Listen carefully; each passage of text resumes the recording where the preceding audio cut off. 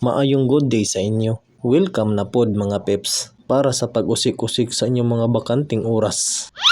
Today's video mga peps, akong sulayan og tubag ang pangutanang kung unsa ang angay nga attitude kung mahimong arangan.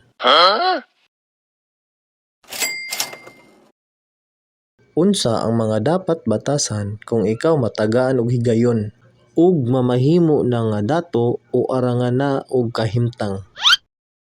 Dapat dili na mausab ang imong batasan ug magpabiling dalo sa uban. Likayi kanunay nga motagad og mga tao kay ining higayon na mamahimo kang instant celebrity. Okay. Sila kalit lang makaila sa imo ug daghan ang moduol. Dili layo ang higayon na ikaw mahuraman o mautangan og kwarta na malagmit dili na ka mabayaran o limot-limutan. Ikaduha, ayaw isangyaw ang imong pagkakwartahan aron makalikay ka sa mga instant na problema ug dili maglabad ang imong ulo sa pagbalibad sa mga moduol kanimo. Maski naa kay utang kabubot-on nila, magpabiling wala kanunay ang imong tubag. Ang ikatulo, kung dili malikayan ug daghan ang makapaniid o makahiring na ikaw na kwartahan na, wala kay mahimo bahin ana. Gawas na maghinilas o magpakabuta o magpakabungol kanila aron ikaw lung-an ining mga tawhana.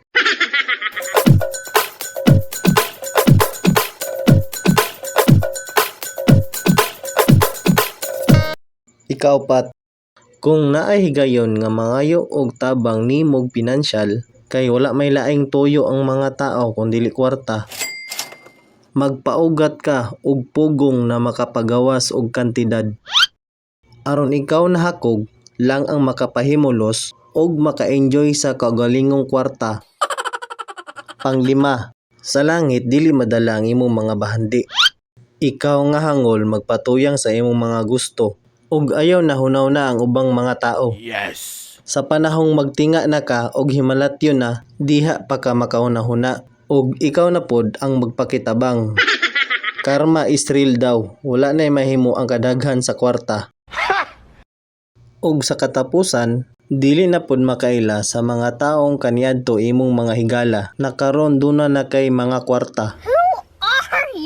Mga dagkong negosyanteng tao ang imong kanunay kasabay ug pagarbuhay sa mga bag-ong napundar na mga butang maski naa na daan ining mga butanga. Sana all. Pusang iring putig tiil yelog ko. Pughok man di ay ko, paita. Pa-like na lang sa akong page mga pips if allows ba. I-share para suporta ninyo diha na side. Thank you. Salamat. Thank you.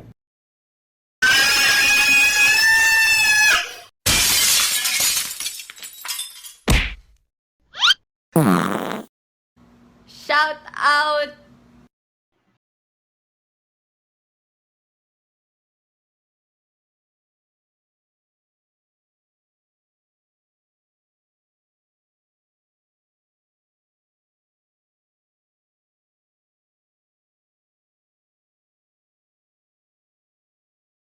Thank you.